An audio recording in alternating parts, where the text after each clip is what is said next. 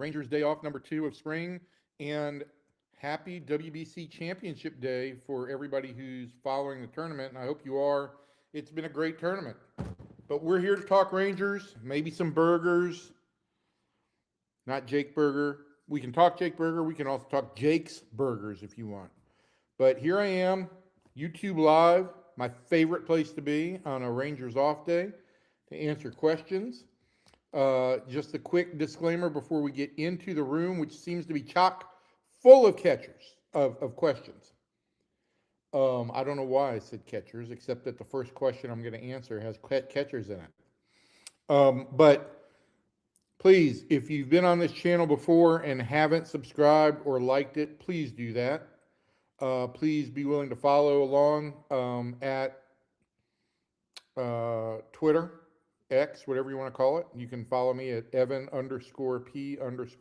if you're not doing so already. And I will be happy to answer questions. So let's get on with it, people. All right, I'm going to go first to that catcher question. Charles Tucker. Charles is a regular.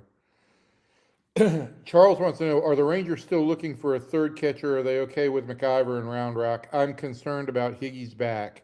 Charles, I'm concerned about Higgy's back too, to be honest with you. I have posited that the Rangers should be in the market for another non-roster catcher. I kind of did that before spring training. But they've got Jose Herrera in camp, or he was in Major League camp. I think he's been reassigned to the minor league camp.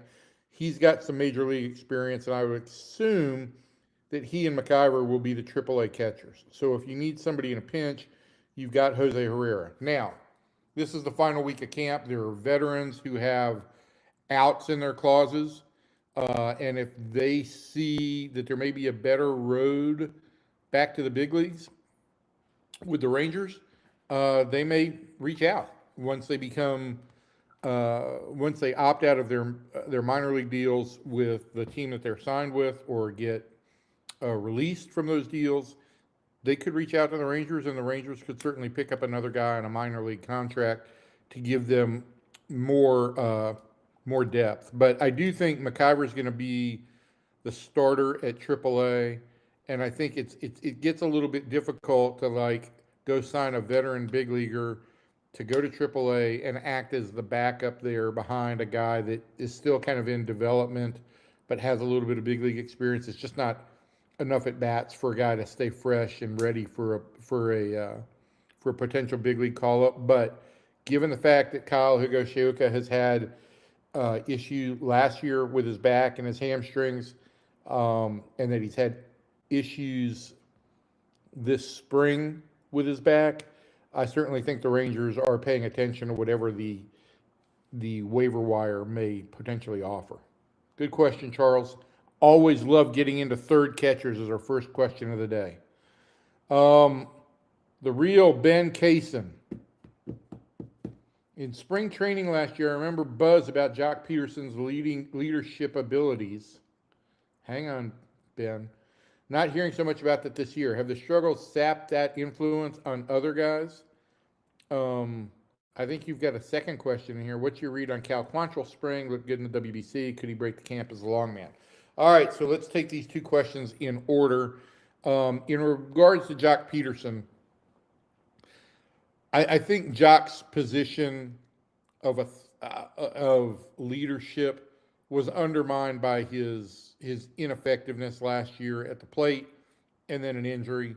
And by the time he came back, it was just, he was fighting for survival basically at the big league level. Not that he was in danger of being released or anything like that, but I think the focus was, before you can lead, you've got to be able to contribute, and that's where his focus was. I think this year, with what appears to be a lighter clubhouse, using Jock's own words,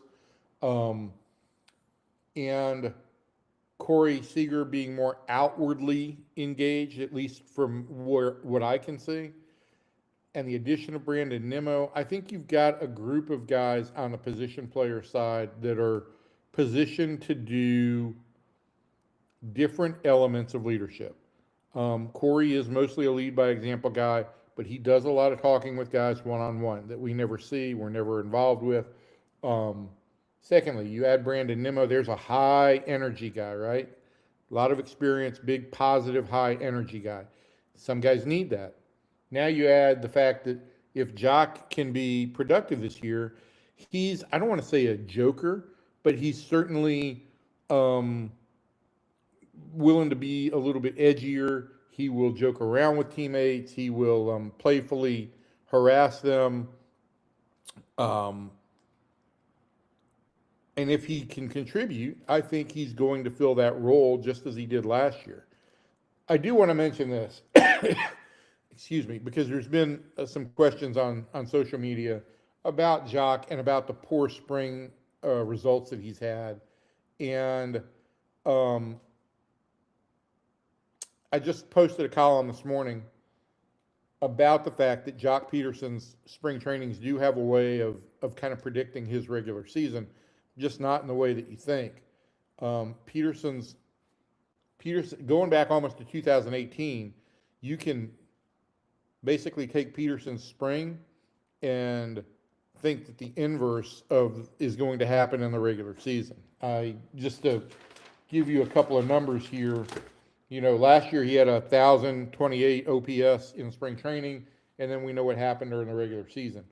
Spring before with Arizona, had a 558 OPS in spring training, best career season 908 during the regular season.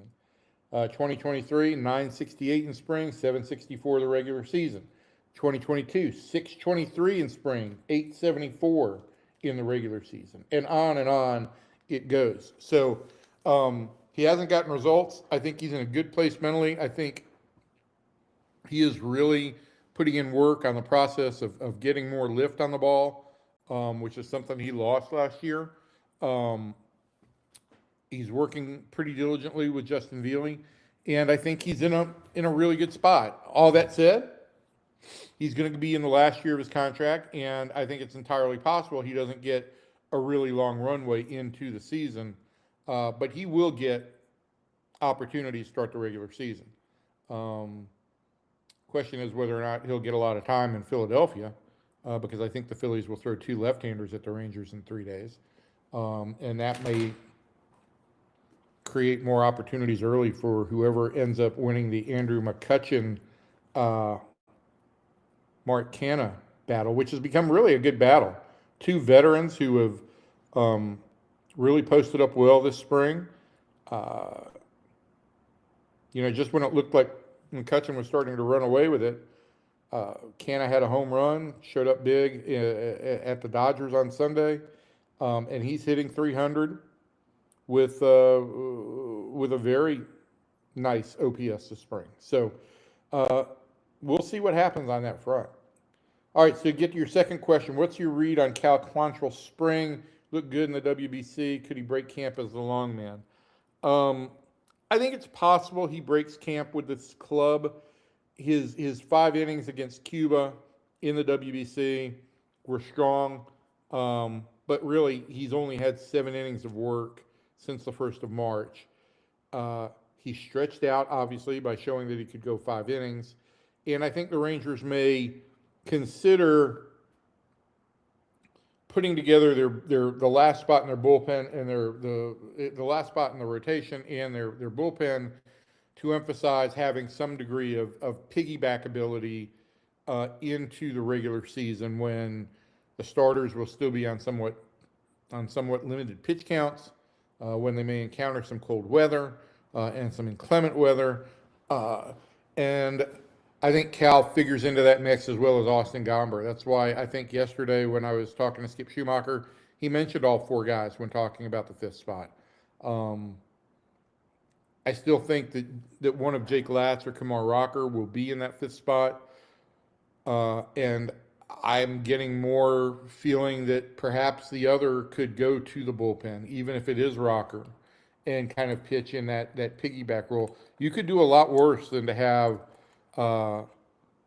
Jake Latz give you 4 innings against a team that's heavy on left-handed hitters, and then bring in Kumar Rocker for 3 innings, and vice versa.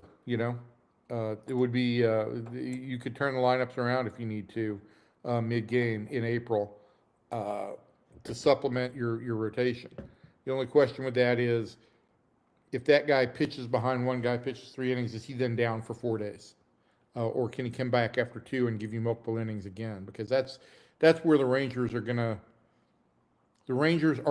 to need guys who can give them multiple innings in April out of the bullpen. They've got one in Tyler Alexander for sure.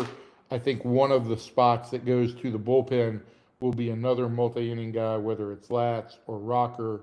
Um, and I think that on the bullpen, it's going to be hard for me to see how the Rangers don't keep Carter Baumler. You took that Rule 5 pick. You knew what the parameters were and what the ramifications on your roster were, namely that you can't option that player. But Baumler hasn't allowed an earned run in spring training. So, I mean, he's done everything the Rangers have asked. Maybe they try and create a trade with Baltimore to keep him, and then they could option him in that regard if they trade him and add him to and he's officially added to the 40-man roster as Rangers property. Then the Rangers would have the flexibility to option him to the minor leagues, and the Rule 5 element would end. But that's something that still needs to play out.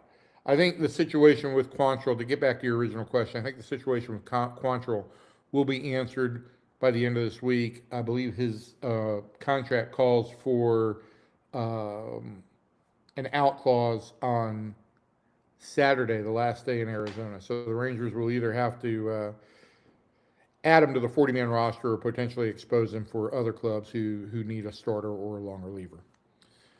Okay. Who the heck? Peeping. I'm not even going to try it. But who the heck is Trey Shupak? Every time I watch a game, he seems to be pitching. Is he in the mix for anything? Look, Trey Shupak had a nice minor league season last year. He's a journeyman minor leaguer, pitched at AAA Round Rock. Both he and Peyton Gray had solid years last year. They also offer the Rangers the ability to be multi-inning relievers or depth starters.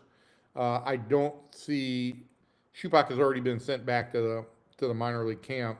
He's pitched in big league games as the Rangers have tried to protect some guys here lately. Not protect, but they had Jacob deGrom pitch on a backfield. So Shupak started in Glendale against the Dodgers, and that was basically just so Jacob could have a more controlled atmosphere. There are no concerns. In fact, to hear Ranger people talk about Jacob's 4 innings, which I didn't watch because I had to get down to Glendale, Jacob's 4 innings in that minor league game, he looked the best he's looked all spring. He was happy with his slider. He's been critical of his slider for much of camp and wasn't happy with where it was at. Even Jacob was, who was his own harshest critic, was very pleased with the slider. And the Rangers officials raved in more glowing terms. So that was an aside. But yeah, I think Shupak is going to be in the rotation at Round Rock. I think he'll be a depth option if the Rangers need to go and get somebody. He has demonstrated to the club. Again, he faced the Dodgers on Sunday and faced a lot of major league hitters. Freddie Freeman, Kyle Tucker, and so forth and so on. They didn't have Mookie there. I don't know. Trying to think who else they didn't have. They had Max Muncy there.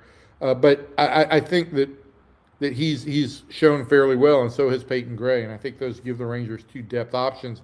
But neither one's on the 40-man roster right now. And they're going to have issues with some guys getting onto the 40. So let me get back to that. Let me get to that in the next question because Andrew asked exactly that. If McCutchen and or Spores or another NR guy are going to be put on the 40-man, who do you think could be on the DFA chopping block? I think given let me get my 40-man roster out here for 1 second. I want to check one thing. I wouldn't be surprised if, given how much time Emiliano Teodo has missed this spring, if the Rangers tried to put somebody like him on the 60-day IL just to continue to hold as many pieces as possible. I don't I don't see another option that really pops out at me, except for potentially Michel Otañez, who did not perform well during spring training. Um, but on the 40-man roster, I think that's it. I don't. I had gone to camp kind of thinking that Justin Foscue was the last guy on the 40-man. Um, I don't think that's the case. I think the Rangers still want to give him another year in the minor leagues, so I don't see them DFAing him. And listen, I think it's entirely possible that Cody Freeman ends up on the 60-day IL to start the season.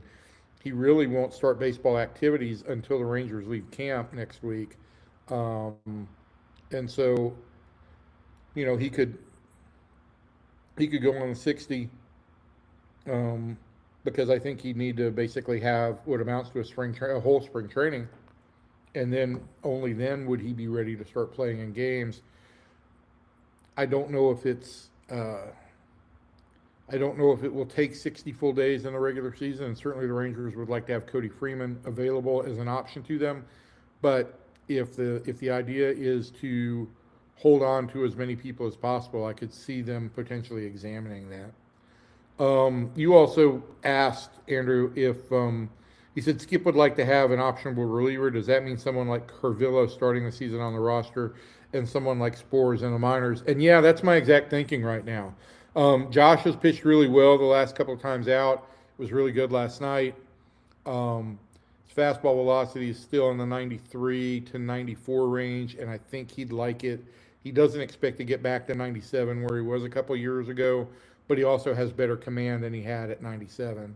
But I think the Rangers would like to give him a little bit more time to see if it will tick up that extra notch, mainly to boost his own confidence, because I think that he concerns himself about velocity too. And his minor league contract does have him accepting a minor league assignment to start the season. Now, it could only last as little as 2 weeks. He could potentially take his out on April 15th, but that gives the Rangers 2 weeks to keep some other pitchers, have an optionable reliever if they need so. And listen, the optionable part doesn't really come into play until I think it's 10 days into the season. So, barring injury, what you're going to have the first 10 days of the season is going to be what you started the season with. So they're not going to be able to just send somebody down if, say, Curvillo comes in and throws 50 pitches. But look, Luis Curvillo has had a really good spring. I've been really impressed with his spring, and I don't think we should overlook the fact that he's also a guy who has, I don't want to say plus velocity because he's 95 to 96, but he's got the best velocity of anybody out there fighting for a spot in the bullpen, or that would be in this bullpen, and that's valuable. I just want to read you Curvillo's stats from this spring, which I'm multitasking as we do, but he is. Let me do it this way. He has. Oh, guys, I'm so sorry. Since March, really since February 28th, his last 4 big league outings, plus he had an outing against Brazil in the WBC exhibition game. He's scoreless in 5 innings, and what really stands out here is he struck out 4 of the last 7 hitters he's faced, thrown an inordinate number of strikes, and he's got 9 strikeouts and no walks this spring. And if you can't factor in the Brazil game, he's got double digits in strikeouts and still no walks. And strikeout to walk rate is a really big indicator for the Rangers. They want guys who throw strikes. So that figures into it as well. And so, yeah, I think Curvillo's got a real good shot at opening the season in the major league roster. Bumba Brad from X, from the X. He's from the X. So this is a tweet question. Do the Rangers have a plan when to use ABS? Wouldn't it be best to save challenges until a high pressure moment? Listen, I do think the Rangers want to save at least one challenge for as high a leverage situation as they can late in games. Will that be the ninth inning every time? Might not be. Um, and they have spent a lot of time this spring trying to figure out what are good situations in which to use uh, that potential ABS challenge. They Yesterday I was a little bit surprised. Um, they had two fairly early challenges, one from Josh Smith and one from Jake Berger. That surprised me a little bit, but I think the Rangers may have also wanted those guys to be comfortable with a challenge while they were in the game. Uh, but I think they will try and save at least one challenge for late in the game. But there are leverage situations early. I don't anticipate, first inning and 0-0 count on somebody challenging. I don't anticipate in the third inning somebody challenging on an 0-2 count. But if it's a one-run game in the sixth inning and you've already lost one challenge, would you challenge in a key situation there with runners on base in a 1-1 count, in a 2-strike count? I think that's entirely possible. So I think they've got a plan for ABS. I think everything is going to be kind of a work in progress there. Best movie to watch on St. Patrick's Day, and why is it The Quiet Man? Um, Listen, I'm not very well versed on movies in general that didn't come out after the '80s because I am an old dude. Uh, and I'm not familiar very much with St. Patrick's Day themed movies or uh, Irish themed movies. Um, I don't know. What was that? Producer Joey, what was that horror movie with the little leprechaun? Leprechaun. I'm going to go with Leprechaun, especially since Joey says that there's 8 of them. So we'll go with that. He's cute running around until he whacks you with his little scythe or whatever it is that he's carrying around. So there we go. My favorite movie for St. Patrick's Day, Leprechaun. Um, from Not Bump Wills via the X, could Adrian Beltre defeat the Sun in combat? Adrian's really good. Uh, Loved Adrian. He was a warrior, but I'm gonna take the Sun here. I think the Sun's superpowers outdo Adrian. Um, it's going to be hard to stand up to that heat. So there you go. I answered that. Let's see, where are we? Uh, Faster G than you. Any chance Kutch would be the team's DH and not Jock? I think I've answered that. I think Kutch could be. I think Andrew McCutchen could be the team's right-handed DH against lefties, but I don't think he's going to supplant Jock to start the season as a full-time DH.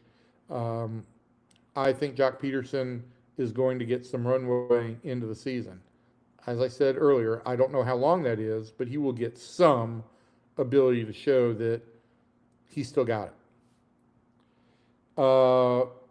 Mike Osmond, is Haggerty a lock for the roster in your book? His contract is a major league contract, correct? Yes, Sam Haggerty is a lock for the roster in my book.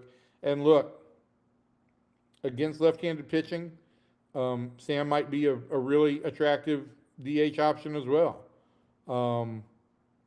I think that Sam will get a decent amount of time at center field and at second base because the Rangers are likely to have a left-handed hitter. I'm just presuming at this point in time that Evan Carter ends up the center fielder. The Rangers have given no indication on that one way or another. But wherever Evan Carter plays, whether it's left or center, the days off that he gets are going to come versus left-handers, whether he's a platoon player or not. We went over this last week. Same thing with Josh Smith at second base. The days off he's going to get are going to come against left-handers.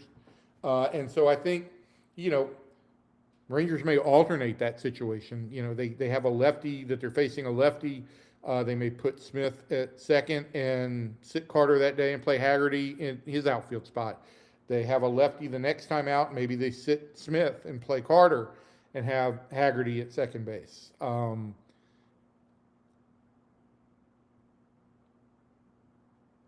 He's versatile.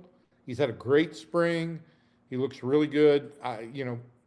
It looks like his Achilles, his ankles are no longer an issue for him, and that's such a big deal for Sam because he's a contact and speed guy. I like the edge that he brings. I always kind of kid around with him, and I tweet this when he's on base that I wish we had a beep button here, but he makes S happen, and he likes that. He does. He wants to be a little instigator on the base pass, and he can do that. He's good for this team to have, and so yeah, he's a lock to make this team as, I don't know if you want to call him a straight utility guy, because for me, a utility guy is somebody who has shortstop in their tool bucket. I don't think Sam would play shortstop. That would be Ezekiel Duran. But look, he's got the ability to help this team, and he will make the team in a infield, outfield, DH type of role. Andrew is back. Fangraphs projects our minor league first base depth to be very thin. They project 1 AAA first baseman and 0 at AA. Is there any reason they shouldn't pick up someone like Rowdy Tellez on a minor league deal? Andrew, I'm with you 100%. I think that they are thin, especially since they traded Abimelech Ortiz in that deal to Washington in the Mackenzie Gore trade. They are thin at first base in the minor leagues. I do think Justin Foscue will get some time at first base at AAA.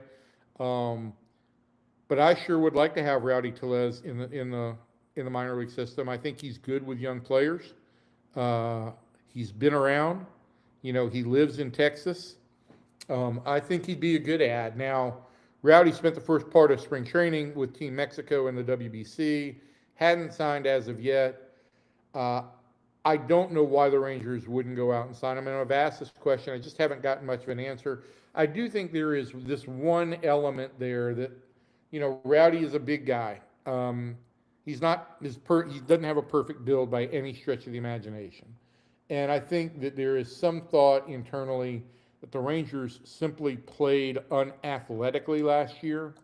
And so maybe the Rangers don't want to have a guy who's not the typical athlete. I don't know. To me, that's a bunch of eyewash. I think that there should be a role for Rowdy Tellez in the minor league system here, unless he's got a job in the major league somewhere. Yeah. So that's all I can say about the Rowdy Tellez portion of the show. Kelly thought Alexander goes multiple innings. Yes, I mean I think the multi-inning guys who will be in this bullpen, who could go 2+ are Alexander, whoever ends up losing that 5th starter role, and maybe they end up with one more. I don't know, but I think if you're going to do that, April is the time that you'd want to have multiple multi-inning option guys. So, and listen, Cole Winn was a multi-inning option guy last year. Robert Garcia pitched more than an inning on occasion, but I think both those guys are moving into leverage situations. The Rangers want to have them available as often as possible, and with the possibility that Chris Martin may not be able to go back-to-back days, you want to have those 3 guys kind of protected. So, yeah, I think they've got at least 2 multi-inning guys who will be on the roster to open the season. I don't rule out the possibility that they'd add a 3rd. That's all I can say. Who gets moved if Kutch gets added? Listen, I think we've been over the 40-man roster situation and the possibility of 60-day DLs or ILs.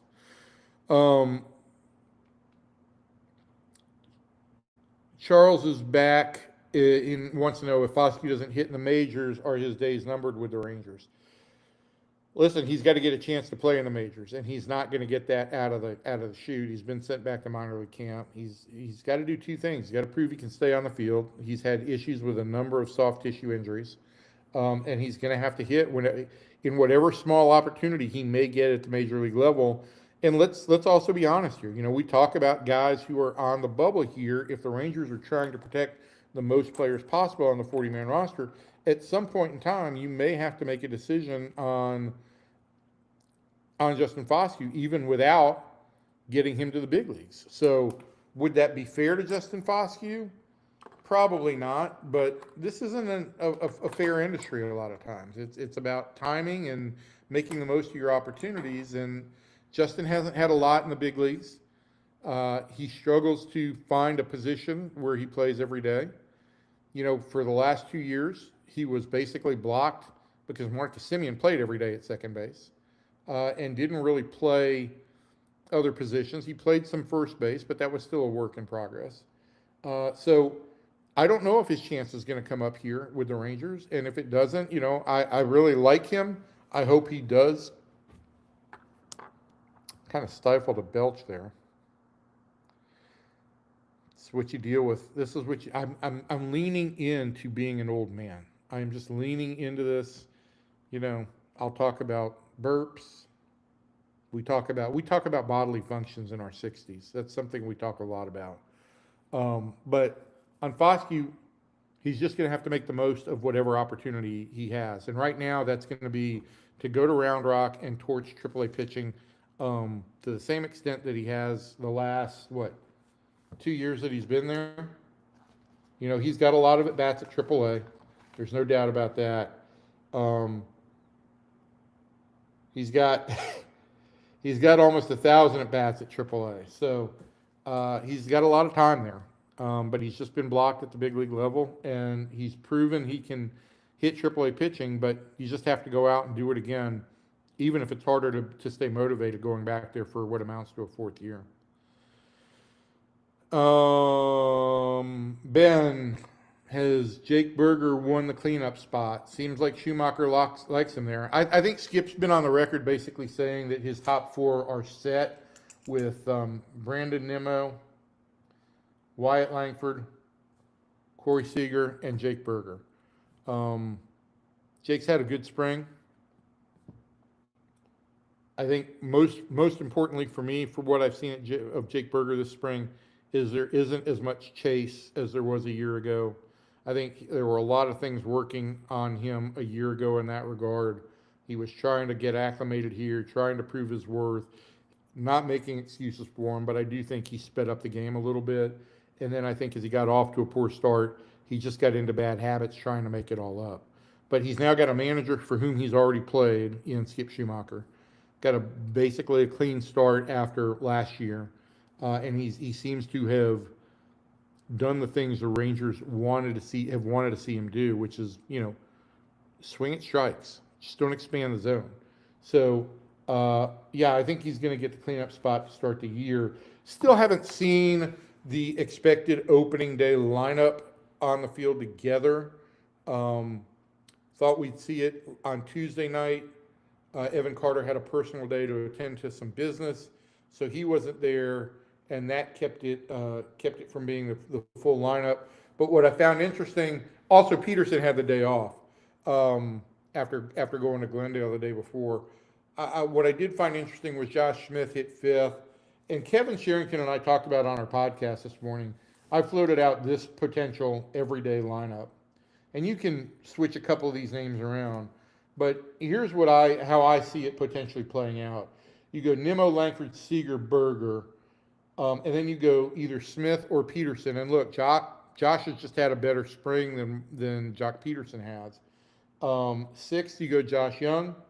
Seventh, you go either Smith or Peterson, and right now I'd probably lean towards Peterson. Eighth, Higashioka or Danny Jansen. And ninth, you go Evan Carter. What I like about that is it's ultimate balance. Goes left, right, left, right, left, right, all the way through. What I don't know if I'm crazy about is if you do hit Evan Carter in the number 9 spot, you do later in the game set it up kind of optimally for a team to bring in a lefty to potentially face the bottom third of the order with Peterson, Higashioka, Carter, and then if there's a fourth batter that comes up, it's Brandon Nimmo. So that's 3 out of 4 lefties. That's the one spot where you'd be kind of tilted heavily left-handed, is once you get through that first turn of the order. So that's something I think the Rangers will consider. But listen, anywhere you put Carter, it's going to double up some lefties. So this might be the best possible spot. Carter's an on-base guy. People like that. Baseball people like the idea of having a second leadoff guy, a high OBP guy with some speed in the number 9 spot. Might work out perfectly for him. So that's kind of the way I'm leaning right now. I'll be interested to see what Skip runs out there the first day he actually gets a chance to do that. And obviously there would be some changes against some lefties where you'd play McCutchen either at DH or maybe in one of the outfield spots. You'd play Haggerty maybe at second base or one of the outfield spots, and you could potentially get Ezekiel Duran in there if you needed to, who has had a nice rebound after a poor start to the spring.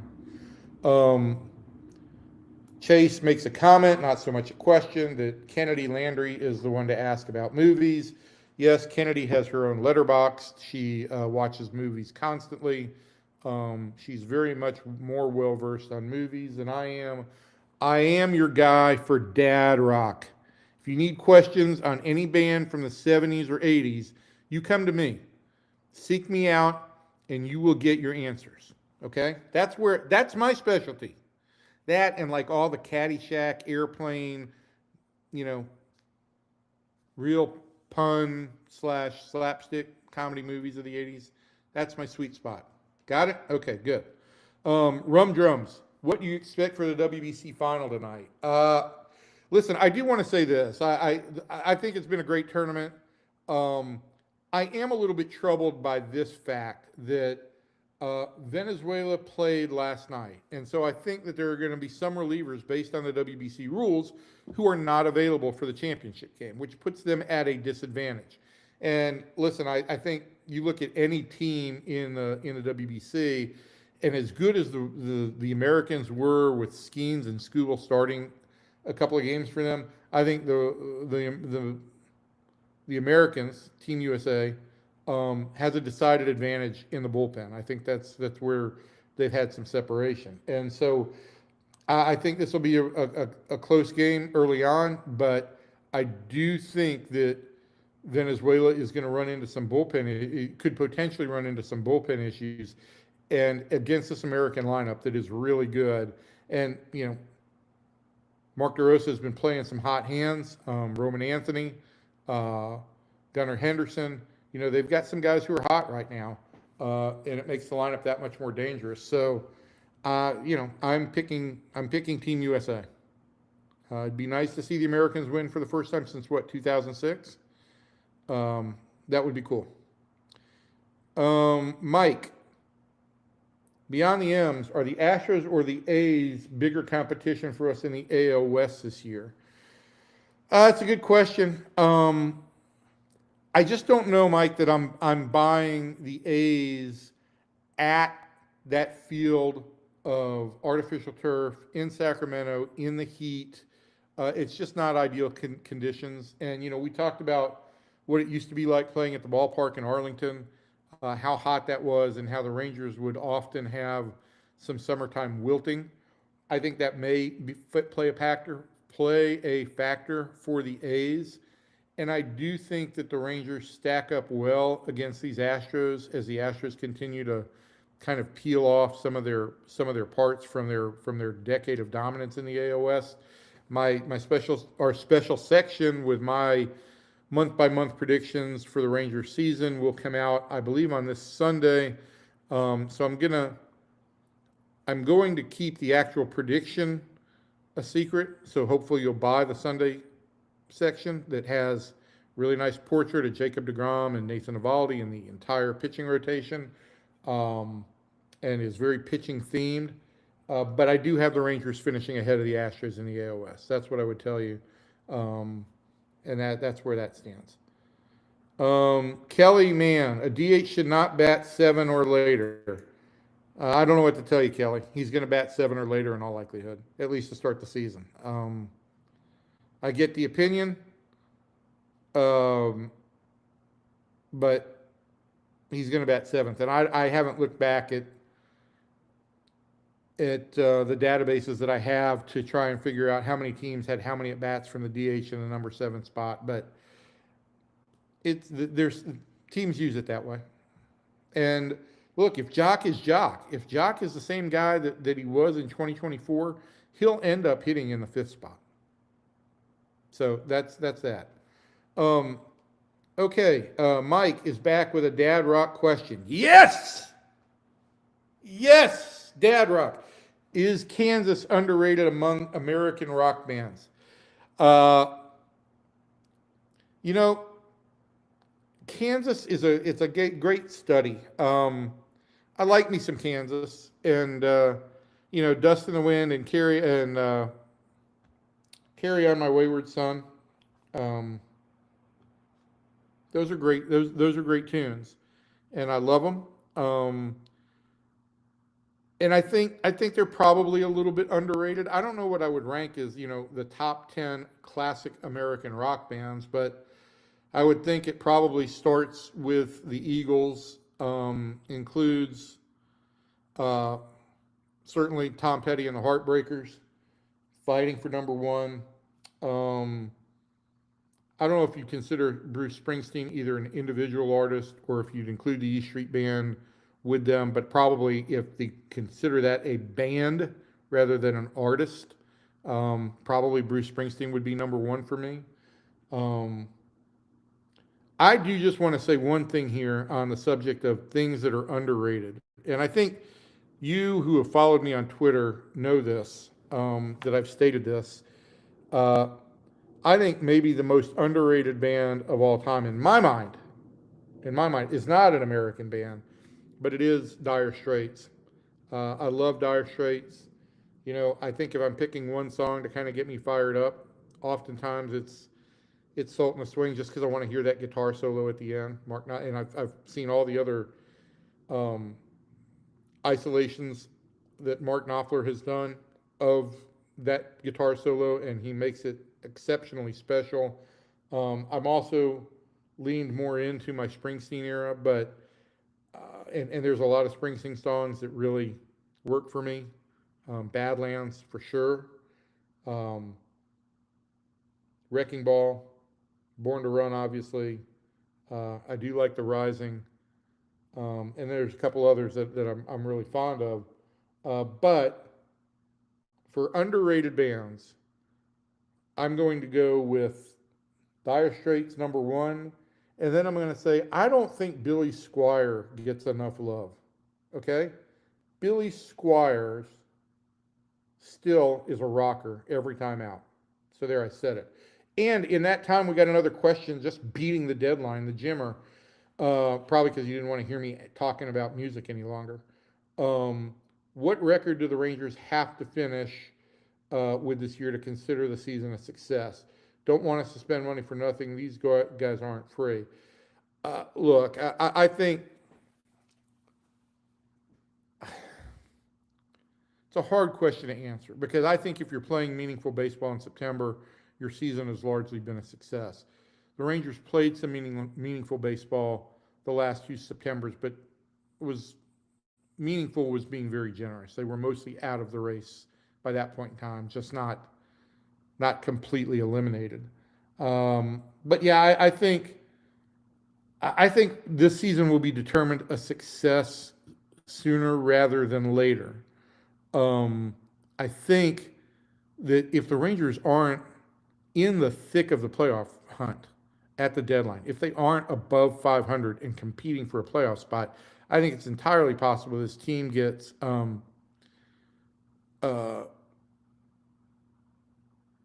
dismantled in some regards. The guys like DeGrom and Corey Seager could potentially be traded. So I think this team has got to be above 500 come the deadline, which is August 3rd this year. And I think for the season to really be considered a success, it's going to require a playoff berth. If they don't make the playoffs, I do think there's going to be some postseason reassessing. If they do make the playoffs, I think Chris Young, is going to talk to Ray Davis once we get the labor situation settled about what exactly needs to be the approach under the new CBA, whenever that is, for 2027. So it looks like that's it. Nobody asked a burger question this week. It's okay. Although I did have a really good burger at the sports bar here, Booties, out here. I am looking forward to hearing more from you guys about burgers, and I'll have a list sometime this month of 5 burgers that I love this month. There may be some interesting choices on that.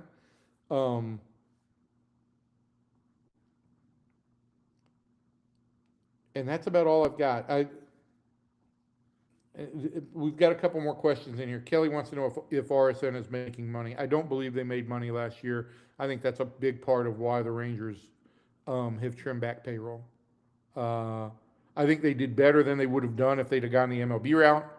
I don't think they made what they thought they might make. I don't know if there was money overpromised, or if it just didn't deliver, or if they did better than what should have been realistically expected, but it wasn't going to replace the $92 million that they were bringing in under the FanDuel thing.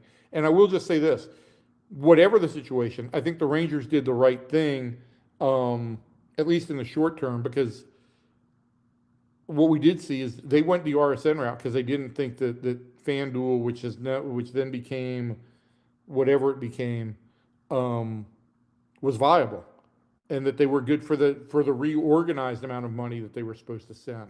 So that's why they went their own route. Now, if that's the right route for the long term, I don't know, because I know Rob Manfred wants to have all the league local broadcasting rights under a single umbrella.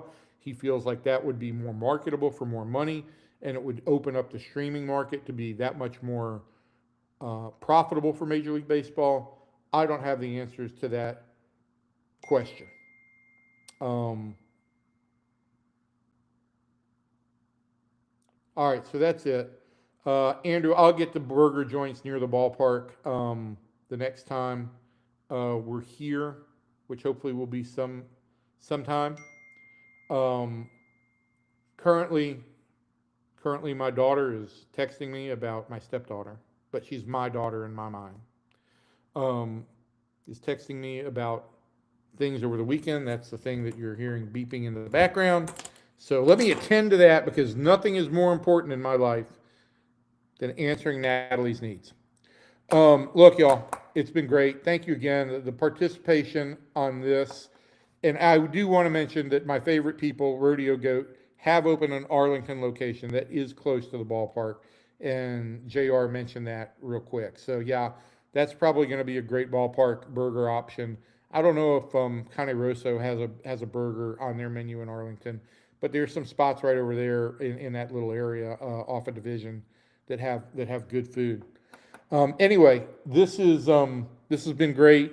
Thank you for joining me. Again, if you're still with us and still watching, please like the video. Please subscribe to the YouTube channel, and please send me whatever thoughts and comments you have.